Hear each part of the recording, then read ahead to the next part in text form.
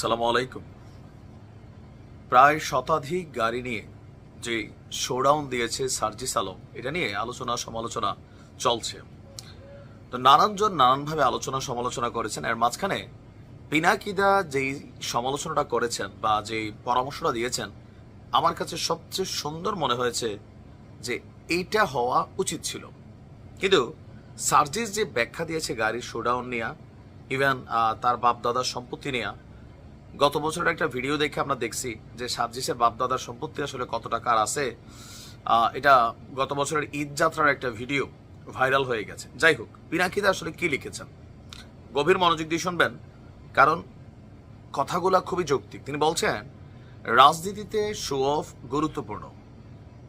আপনি কি show off করবেন সেটা দিয়ে আপনার ইমেজ তৈরি হয়। আপনি আসলে কাকে রিপ্রেজেন্ট করছেন রাজনীতিতে। এরপর তিনি লিখছেন যে বাংলাদেশের 95% মানুষের প্রাইভেট গাড়ি নেই। আমি যদি রাজনীতিতে গাড়ি শো অফ করি, তাহলে আমি সেই 5% মানুষের প্রতিনিধি যাদের কাছে গাড়ি আছে। খুবই স্বাভাবিক। সার্জিসও এটাই করছে যে রাজনীতি করতে গেলে পয়সাওয়ালা হইতে হয়, রাজনীতি করতে গেলে ক্ষমতাবান হইতে হয়। আমজনতা পয়সাওয়ালা মানুষকে মূল্যায়ন করে। তার দীর্ঘ স্ট্যাটাসে তিনি এটাকে কিন্তু ফুটিয়ে তুলেছেন। কিন্তু পিনাকিদা বলছেন ভিন্ন কথা, যে আপনি যখন এই ধরনের স্ট্যাটাস দিয়ে এটাকে ব্যাখ্যা করছেন, তাসনিম জারার প্রশ্নের মুখে একটা ব্যাখ্যা সার্জিস দিয়েছিল, সেখানে কিন্তু এই জিনিসটা আছে যে 5% মানুষকে সে আসলে প্রতিনিধিত্ব করে।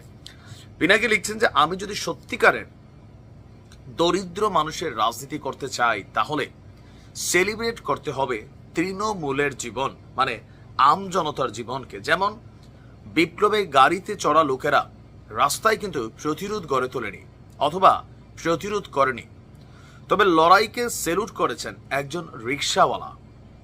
রিক্সায় দাঁড়িয়ে সেলুট করেছিলেন। সারা দেশ তখন সেই দৃশ্য দেখে আপ্লুত হয়েছিল। আপনাদের খেয়াল থাকার কথা, সেই ভাইরাল রিক্সাওয়ালার সেলুটটা, ইভেন এটা নিয়ে অনেক জায়গায় গ্রাফিতিও তৈরি হয়েছিল, খুবই সারা পড়েছিল, কারণ রিক্সাওয়ালা একজন আম জনতা। পিনাকি লিখছেন যে আমি যদি সার্জিসের জায়গা থাকতাম, তবে ওই রিক্সাওয়ালাকে দিয়ে শোডাউন করতাম। তাকে রিক্সায় দাঁড়িয়ে সেলুট দেওয়ার পর আমি নিজে রিক্সাটা চালাতাম। আহা, কি কাব্যিক মহাপ্রবেশ হতো। এটা লাইক এ সিনেমাটিক একটা ভাইরাল দৃশ্য তৈরি হইতো, এটাতে কোনো ভুল নাই। এখন এই যে চিন্তার পার্থক্য, পিনাকিদা যেই জায়গায় চিন্তা করছেন, সার্জিস কিন্তু ওই জায়গায় চিন্তা করছেন না। এটাই হচ্ছে বাস্তবতা।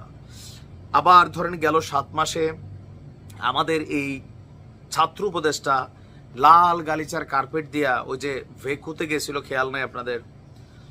আসিফের গায়ে এখন আরমানি ব্র্যান্ডের জিন্স, তার জ্যাকেটটা, তার পায়ে নাইকি এয়ারের জুতো, একজোড়া জুতোর দাম 15 থেকে 20,000 টাকা, আরো বেশি।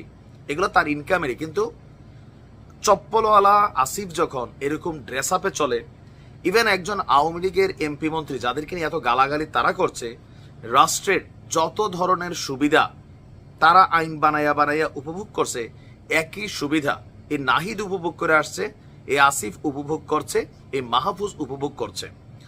এর পাশাপাশি র্যাবের হেলিকপ্টারে চড়ে সেই কি বলা যায় আসিয়ার বাড়িতে যাওয়ার যে সুযোগ সুবিধা, এটাও কিন্তু সার্জিসরা উপভোগ করছে। আমজনতা এগুলো করার সুযোগ নেই। আর এগুলোতেই মানুষের চোখ এদের প্রতি, ইভেন এদের যারা সহযোদ্ধারা ছিল তারাও কিন্তু তাদের প্রতি বেঁকে গেছিল, যে ভাই আন্দোলন করলাম সবাই, তোমরা প্রত্যেক দলের সভাপতি সেক্রেটারি হয়ে যাও, প্রত্যেক টিমের তোমরা দায়িত্বে চলে যাও, ডক্টর ইউনূসের সাথে দেখা করতে পারো, সেনা প্রধানের সাথে, সেনাবাহিনীর সাথে তোমরা যোগাযোগ করবা, আর বাকি যারা তারা কি? তাহলে তোমরা তো এলিট ক্লাসকেই লিড করছো। কি মনে করেন পিনাকির এই বক্তব্যটাতে শিক্ষণীয় কি আছে? কমেন্টে লিখুন।